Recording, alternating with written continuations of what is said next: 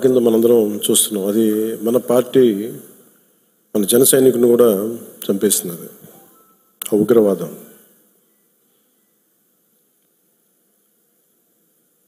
ముఖ్యంగా కాశ్మీర్ మెయిన్ మనం ఆయన కుటుంబాన్ని పరామర్శకెళ్ళినప్పుడు వారి సతీమణి మాట్లాడింది, వాడి పిల్లలు ఎంత ఘాతుకంగా చంపారంటే, ఎంత క్రూరంగా చంపారంటే ఐడి కార్డ్స్ తీసుకొని నువ్వు హిందువా కాదా ఐడి కార్డ్స్ అడిగి, లేదంటే ముఖ్యంగా మన మసూదన్ గారి సంఘటన అయితే ఆయన సతీమణి గారి మాటల్లో సరిగ్గా 3 రోజుల ముందు వెళ్ళారంట బెంగళూరు నుంచి 3 కుటుంబాలతోటి వెళ్తే, నేను అన్ని రోజులు మామూలుగా మోడర్న్ డ్రెస్సులు వేసుకున్నాను, కానీ ఎందుకు ఆ రోజు మసూదన్ అంటే ఆయన అడిగారంట, డ్రెస్ వేసుకుంటే మోడర్న్ డ్రెస్ వేసుకుని బొట్టు పెట్టుకోకూడదా అని. అంటే ఆ సంఘటనకి ముందు సరిగ్గా ఒక అరగంట ముందు బొట్టు పెట్టుకున్నారంట. ఆవిడ చెప్తుంది ఏంటంటే, బొట్టు పెట్టుకున్న తర్వాత నేను కాదని కూడా అబద్ధం కూడా చెప్పలేం కదా, తప్పించుకోవడాకన్నా అలా దొరికిపోయాం మేము. ముందు అరుపులు వినిపించినాయి, తుపాకీ శబ్దాలు వినిపించినాయి, కింద పడుకున్నాం, నా చేయి కూడా పట్టుకున్నాడు, పిల్లలు కొంచెం దూరంగా ఉన్నారు. ఇదంతా కుటుంబం దాదాపు అలాగే ఆ గ్రౌండ్లో దాదాపు ఆ ఏరియాలో 400 నుంచి 500 మంది ఉండిపోయారు టూరిస్టులు.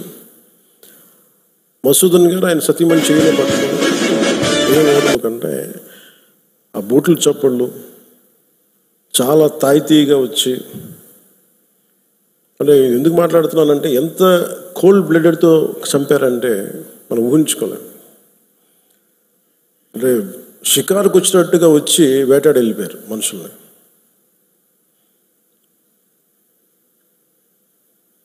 మనకి ఏమవ్వదు అని అలా అంటుంటే బూట్ల శబ్దాలు ఆగినాయి. ఆవిడకి తెలిసిందల్లా తుపాకీ శబ్దాలు వినిపించినాయి. కళ్ళు తెరిచి చూస్తే మొత్తం ముఖం మీద మొత్తం రక్తం ఉండిపోయింది, భర్త తాలూకు రక్తం. ఎంత క్రూరంగా చంపారంటే, నేను వైజాగ్ కూడా వెళ్ళాను చంద్రమౌళి గారి ఇంటికి. ఎక్కడ తల ఉండాల్సిన చోట తల లేదు. 35 బుల్లెట్లు 40 బుల్లెట్లు దింపారు తలలో, ర్యాపిడ్ ఫైర్ తోటి, ఆటోమేటిక్ గన్స్ తోటి.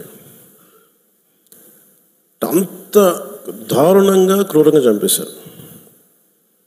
యుద్ధం ఎప్పుడు ఇంకొక ఆయుధం పట్టుకున్నవాడితో చేస్తాం, కానీ నిరాయుధులైన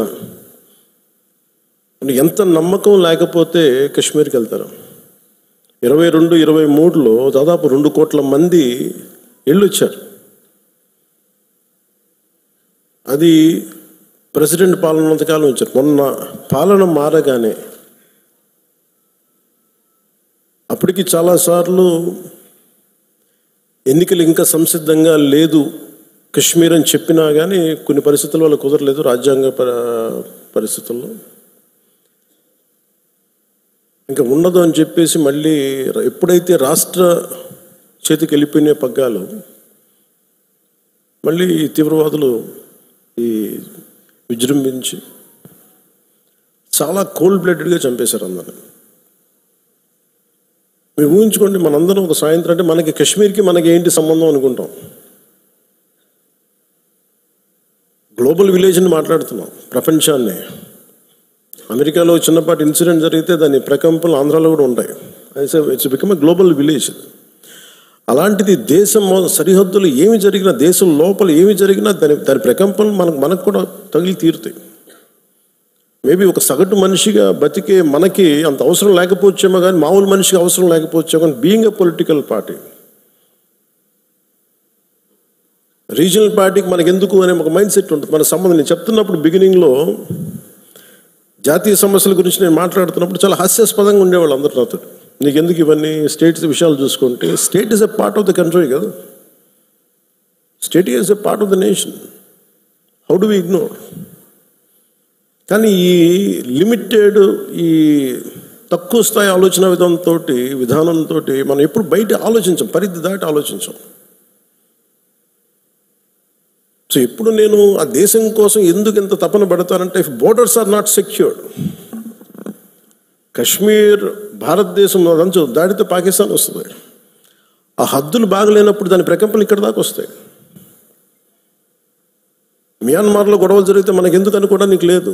అక్కడి నుంచి రోహింగ్యాస్ వచ్చేసి ఇక్కడ మనకి ఆంధ్రాలో కూడా ఉంటారు చాలామంది. దాని ప్రకంపన దాని తాలూకు ఇంపాక్ట్ మనకి ఏముంటుంది అనుకుంటే, ఒక 10 సెంట్లు భూమి ఉంటేనే, రోజు 2 సెంట్లు భూమి ఉంటేనే మనం ఎంత తెలుస్తాం. అలాంటిది కంట్రీ సరిహద్దుల్ని మనం చూసుకోకపోతే నాయకులుగా వచ్చే ఉపద్రవాలు ఇలా ఉంటాయి. మన దేశం ఎప్పుడు కూడా చాలా మెత్తని దేశం. ఉగ్రవాదులకి ఎందుకు సమాధానం చెప్పలేం. మీరు నిజంగా ఆవిడ పడ్డ బాధ చూస్తే ఇంత కనికరం అవసరం లేదు ఉగ్రవాదుల మీద అనిపించింది.